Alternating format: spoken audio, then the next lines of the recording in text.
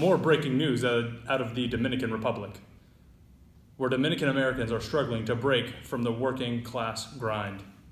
Massive emigration from the Dominican Republic to the United States began in 1966. A large contingent of Dominicans left their native land between 1963 and 1965 in the wake of political instability following an assassination of a US-backed dictator. Many of those who left during these years belonged to the elite class of Dominican society.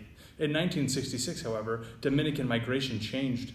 It became an enormous exodus of people looking for jobs. In 1960, fewer than 10,000 Dominicans resided in the United States. By 1980, the number of Dominicans in the United States had increased to 170,000, and by 2010, over 1.4 million, according to the U.S. Census Bureau. The majority of Dominicans came between 1990 and 2000. During that decade, almost 300,000 Dominicans obtained permanent residence, and 90% of them obtained it through the Family Reunification Act of 1965. Most Dominican migrants settled in New York. In 1980, over 73% of Dominicans resided in the state of New York, and New York City housed close to 95% of the population of Dominicans in the United States. In 1990, Dominicans were the largest immigrant group in New York City with a population of 333,000. Their remarkable demographic growth resulted from immigration influxes combined with the high fertility rates among Dominican women. The massive arrival of Dominicans coincided with a socioeconomic restructuring in the labor market.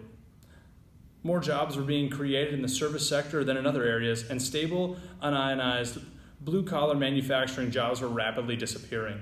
In 1990, the growth of the Dominican population in New York City decelerated mightily. But the Dominican population grew fast in other states across the United States, particularly in the Northeast, California, and even Alaska.